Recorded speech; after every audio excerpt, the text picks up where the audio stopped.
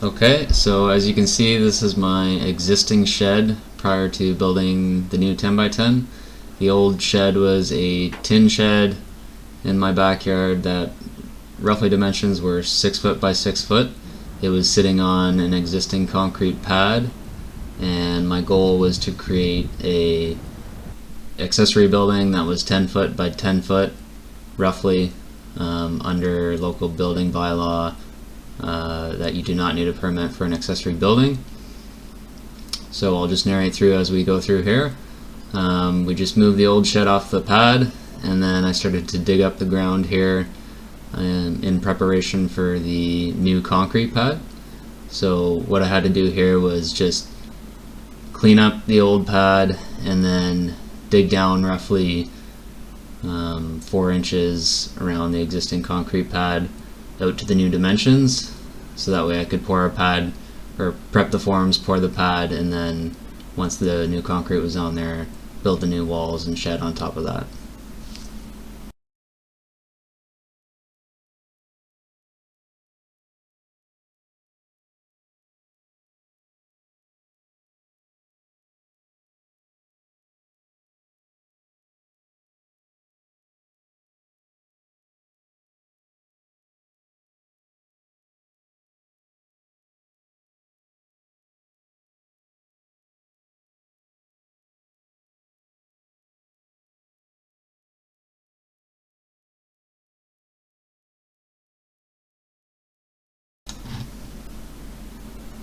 So as you can see there was some existing gravel just behind the existing shed, so I decided that I wanted to use that existing gravel to be my base course underneath the concrete.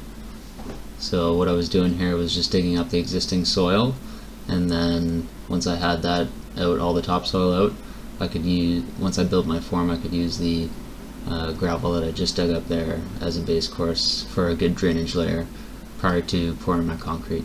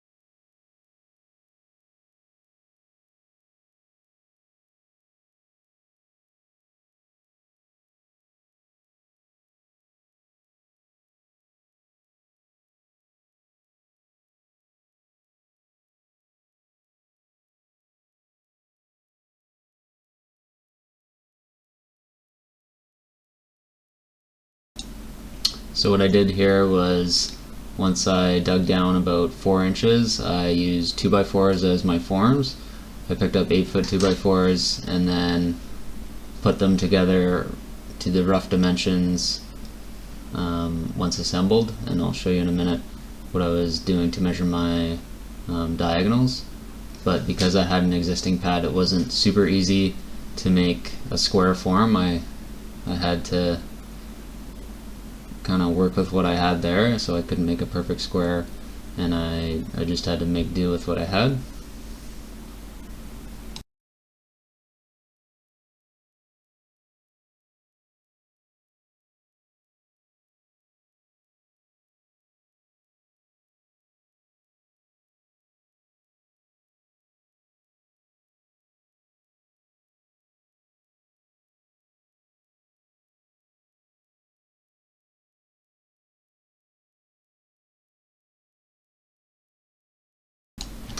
The width of my walls on my shed from the front and the back were 10 feet exactly, and then the depth, if you're looking at it from this angle, was 10 feet and 7 inches. So that's what I made just to the inside of my forms from front to back was 10 foot 7 inches, and then just on the inside for the front and the back walls were 10 feet exactly. So once I created my 2x4 forms, I measured front to back to make sure my distances were correct, starting at the front of the shed. I had to consider, because there was a balcony above just here, you can see the pole on the left hand side, I had to consider my overhang. So I started my concrete pad back from the existing concrete pad a few inches, as you can see on the left hand side. So what I did there, if you saw, was I had to measure my diagonals. So my diagonal from the left to from the one corner to the other corner had to be exactly the same from the existing concrete corner to the other edge of the existing form that I built. So once I had that measured up perfectly, I put in all my stakes, and then as you can see here, I started to backfill just with some soil, because I dug down a little bit further after leveling up my concrete forms. I dug down a little bit further than I thought. So I was putting in extra soil prior to backfilling with the gravel.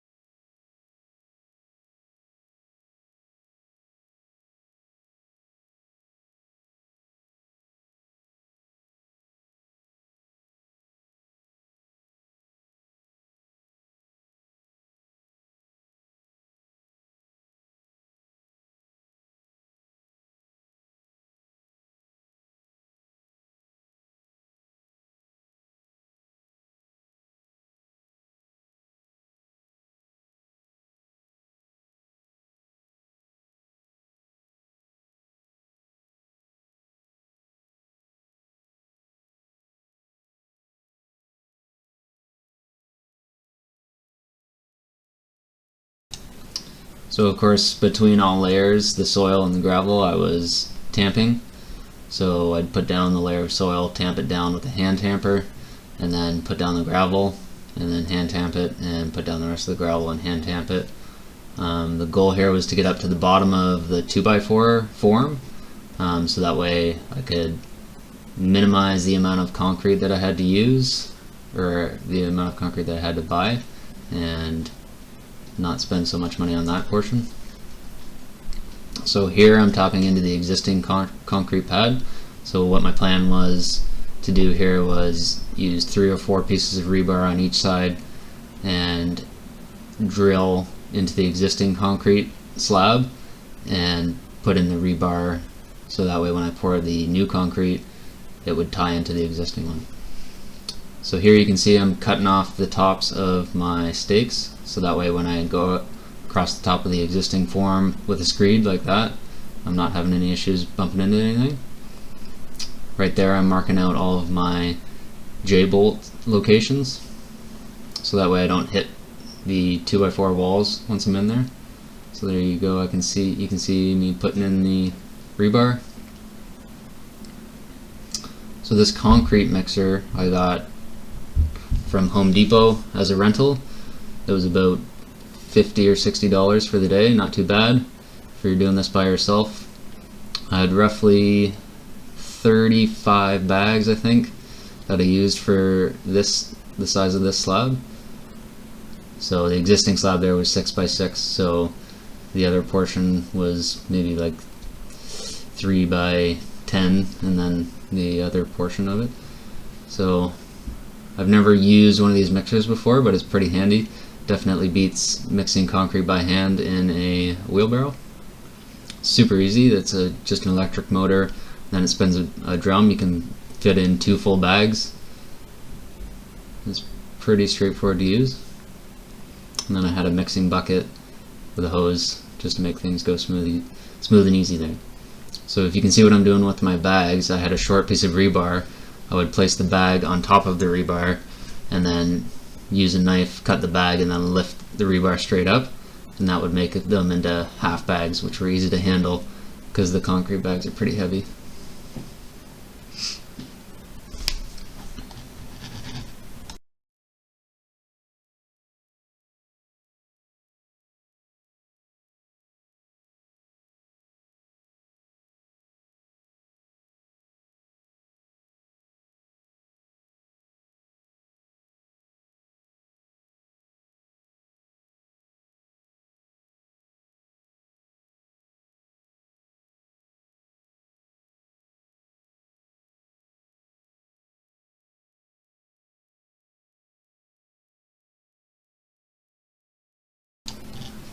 So keep in mind, I'm not a pro and I don't do this every day, but after watching a few videos, I kind of learned the basic process.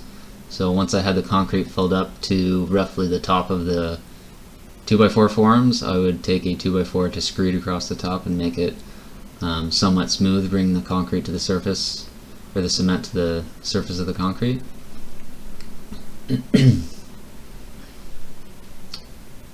And then I was using the back of a rake to spread the concrete around in the form.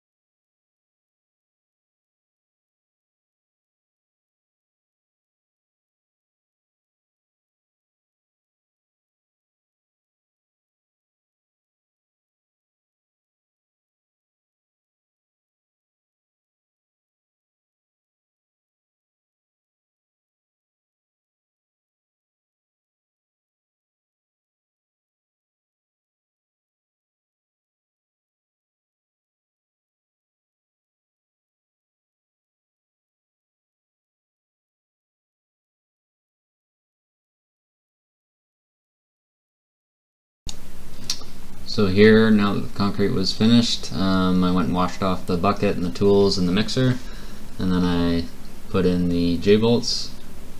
Again, I had to remeasure here because most of my marks got covered up when I was mixing up the concrete and pouring it in. So here it was probably about 20 or 30 minutes, and then I started to use this foam trowel just to get the surface a little bit different and get a little bit of the water off. I don't know if I should have done this right off the bat, but you kind of just got some of the water off the top and then smoothed it out, the uneven areas. And then it was probably about 30 or 40 minutes later, and I came along with the trowel just to smooth out the areas again. And then I wanted to make a semi-clean edge between the existing pad and the new concrete.